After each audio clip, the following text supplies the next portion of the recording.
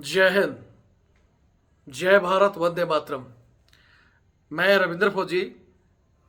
साथियों, अभी एक खबर किसी ने मेरे पास भेजी कि सर दिल्ली में एक पुलिस स्टेशन के अंदर ही सीबीआई ने छापा मारा जिसमें एसएचओ ही फरार है।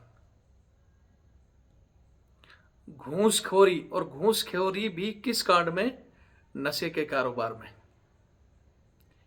एक महिला, जिसका मैं अभी आपको बताता हूं कि वो नशे के कारोबार में जेल गई, और जेल काट के जब वो बाहर आई तो पुलिस के एसएचओ और कुछ टीम ने उसे संपर्क किया कि 2 लाख रुपए हमें दे दे और अपना कारोबार चला, हम तेरे ऊपर केस दर्ज नहीं करेंगे। लेकिन भगवान ने उन महिला को अक्ल दे दी और वो छोड़ना चाहती थी, लेकिन उसको पता था कि आज मैं छोड़ूंगी तो पुलिस वाले किसी दूसरे को तैयार कर देंगे। ये फैक्ट है हिंदुस्तान का कि आधे से ज़्यादा चोरी चकारी, नशे के कारोबार, ये गुंडागर्दी जो हो रही है कहीं ना कहीं पुलिस के सह पर होती है। और जब हम इन चीज़ों को कहते हैं कि भाई रेडी रिक्शा से, ट्रक ड्राइवर से 10-10 रुपए से लेना, उनकी मेहनत की कमाई को खाना, ये पुलिस वालों का काम है क्या? जब ऐसी बात कहते हैं तो कई पुलिस वालों को मिर्चियाँ लगती है कि सर आप हमारे ऐसे डिपार्टमेंट को गाली देते हो फलाना। जो ईमानदार है, वर्दी पहनकर जो ईमानदारी से ड्यूटी करता है, रविंद्र फौजी उनको सैल्यूट करता है। जय हिंद। सही ड्यूटी कर रहा है, ये भी हमारे छोटे भाई है, मैं कई बार कह चुका हूँ। और पंजाब वाले केस में मैंने यही कहा था, हालांकि उनको गालियाँ दी थी मैंने कि भैया सुधर जाओ, और गालियाँ भी इसलिए दी थी कि एक सेना के इतने बड़े अधिकारी कर्नल साहब को तुम मार रहे हो आई कार्ड दिखाने के बाद में। मुझे पता है केस हाईलाइट होगा। इसमें दो ही चीज़ थी, या तो अगर उसी समय कर्नल साहब एक्शन लेते तो उनका थोबड़ा लाल हो जाता, चलने लायक नहीं होते, कई सालों तक खटिया में पड़े रहते। और दूसरा, मेरे को पता था कि कोर्ट की तरफ मूव करेंगे और शिकंजा कसेगा तो सालों की नौकरी जाएगी, बर्खास्त हो जाएंगे तो बच्चे रोड पर आ जाएंगे। और इसलिए ऐसे लोगों को हम गालियां दे के भी अगर ये सुधर जाए तो कम से कम इनके बच्चे दुख न पाए। लेकिन इसमें कईयों को मिर्ची लगती है, तो मिर्ची लगती है बेईमान को जो इस तरह का काम कर रहा है। ईमानदार को कतई मिर्ची नहीं लगती है। ईमानदार आदमी तो वो होता है जो अपने डिपार्टमेंट में लोगों को सुधारे। ठीक है, वो तो कल कोर्ट में आपको पता ही है 28 तारीख को कर्नल साहब वाले केस की कल सुनवाई है, और ये 100% सीबीआई की तरफ मूव जाएगा केस। लेकिन आज मैं बात कर रहा था दिल्ली की, जो कि अभी न्यूज में है ये खबर, जिसमें साफ साफ बताया गया है। एक तो सीबीआई ने रेड पकड़ा है बंदे को 2 लाख रुपए के लेते हुए, जिसको एसएचओ ने भेजा था कि लिया माल, क्योंकि उसने महिला ने इनको खबर कर दी कि मैं आ रही हूँ ले लो पैसे। तो कांस्टेबल तो पकड़ा गया क्योंकि सीबीआई वहीं बैठी थी, और जैसे ही उसको पकड़ा बताया जी मेरे को तो एसएचओ ने भेजा है। अब एसएचओ को कहाँ से खबर लगी, फरार हो गया। दिल्ली पुलिस ढूंढ रही है कि जी हमें पता नहीं कहाँ गायब हो गया। गलत काम नहीं करता तो गायब नहीं होना पड़ता। तो ऐसे हरामजादों को, ऐसों को मैं फिर कह रहा हूँ कि जो इस तरह गर्त में घेर रहा है, युवाओं को नशे के कारोबार में धकेल रहा है और उनको सह दे रहा है, इनको कुत्ता नहीं बोले तो क्या बोले। तो जो सही आदमी है वो इन चीज़ों में न चिड़े। मैं फिर कह रहा हूँ, अच्छे आदमी हर डिपार्टमेंट में हैं। बोलते हैं ना 100 में से 80 बेईमान, फिर भी मेरा देश मान। जो 20% ईमानदार है ना, उन्हीं पर हिंदुस्तान टिका हुआ है, नहीं तो हर डिपार्टमेंट में ये चोरी चकारी ये चल रहा है। तो इसमें ईमानदार को कतई बुरा नहीं मानना चाहिए। या तो खुद गलत काम कर रहा है साला, इसलिए वो आदमी ऐसा बोलेगा। तो पहले तो मैं आज को ये आपको बता देता हूँ। ये खबर है, देखो, दिल्ली पुलिस स्टेशन में सीबीआई की रेड, मचा हड़कंप, एसएचओ फरार। दिल्ली में सागरपुर थाने में सीबीआई ने रात में छापा मारकर 2 पुलिसकर्मियों को 2 लाख रुपए रिश्वत लेते गिरफ्तार किया, जबकि तीसरा फरार हो गया। मामला नशीले पदार्थों में जुड़ा है। इस घटना में एसएचओ को पता नहीं है कि एसएचओ अभी गिरफ्तार नहीं हुआ है, बचने के लिए कहाँ भागा है। इसकी जो हेडलाइन दी हुई है, सीबीआई ने सागरपुर थाने में रिश्वत लेते 2 पुलिस कर्मियों को पकड़ा। पुलिस वाले ने नशे के कारोबारी से जुड़े केस से पैसे मांगे थे। एसएचओ की गिरफ्तारी से बचने के लिए गायब होने की आशंका। ठीक है, नई दिल्ली एक थाने में 26 मार्च की रात central bureau of investigation CBI की रेड से हड़कंप मच गया है। सूत्रों के हवाले से बताया गया कि सीबीआई ने सागरपुर थाने में 2 लाख रुपए की रिश्वत लेते 2 पुलिसकर्मियों को रंगे हाथों गिरफ्तार किया। उनके साथ मौजूद तीसरा पुलिसकर्मी वहां से फरार हो गया। घटना के बाद एसएचओ का कुछ अता पता नहीं। जिले के एक वरिष्ठ पुलिस अधिकारी ने थाने में रेड और 2 पुलिसकर्मियों की गिरफ्तारी की पुष्टि कर दी है। साथ ही यह भी बताया कि एसएचओ के बारे में कोई जानकारी नहीं मिल पा रही है। नशे के कारोबार से जुड़ा है केस।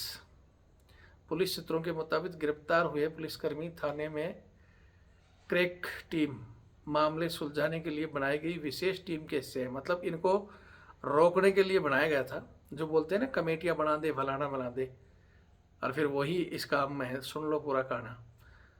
विशेष टीम के हैं। दरअसल इलाके में नशीले पदार्थ बेचने वाले जोगा सासी की बहन हाल ही में एक एनडीपीसी एक्ट के केस में जेल से बाहर आई थी।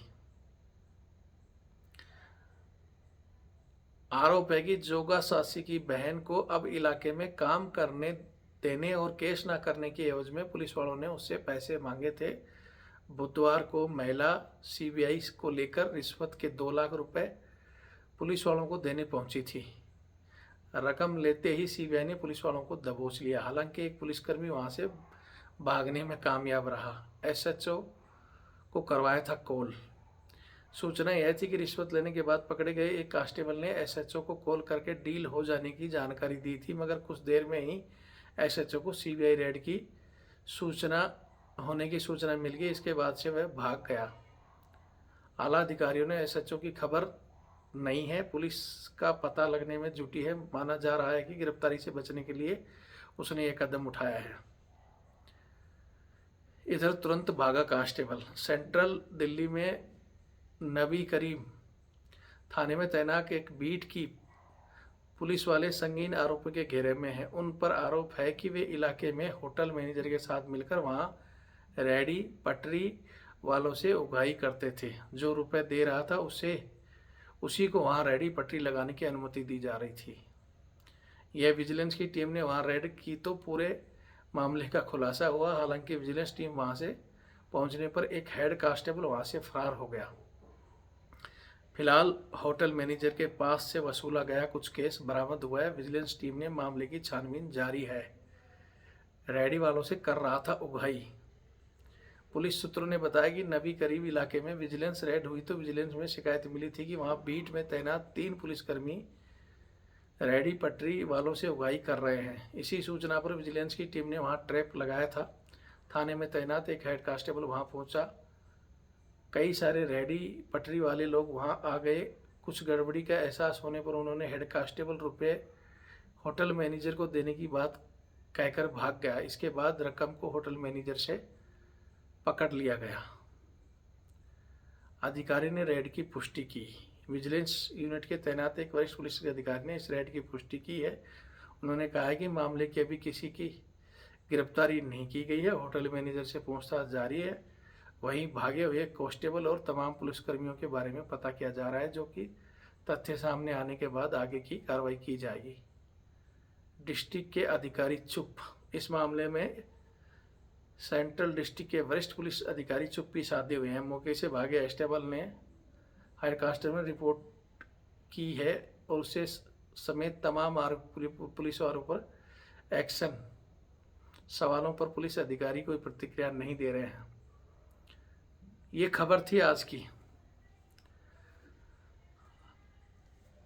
जैसा कि इसमें बताया गया कि उच्च अधिकारी कुछ कह नहीं पा रहे हैं।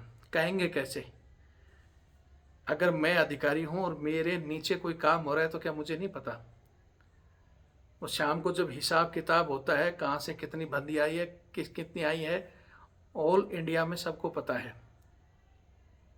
हिंदुस्तान में पुलिस के इस सिस्टम को सुधारने के लिए, जैसे कल मैंने एक वीडियो डाला था ना, वो ऑस्ट्रेलिया के भाई का, आज भी मेरे पास बाहर के एक और हमारे यहाँ से सुबेदार साहब है, गए हुए हैं, उनका भी कॉल आया था। वो कह रहा था कि लगभग बाहर यूएसए में, ऑस्ट्रेलिया में, कनाडा, जितने भी लगभग फॉरेन कंट्री हैं, वहाँ हर एक पुलिस वाले को ड्यूटी करते हुए यहाँ चेस्ट पर कैमरा लगाया जाता है। ताकि वो ड्यूटी करे तब तक वो कैमरा फुल रिकॉर्ड करे, उसका पता चले कि क्या हो रहा है। यहाँ हमारी तरह नहीं कि टीम बैठ जाती है, ड्राइवर को बोला जाता है आजा कागज लेके।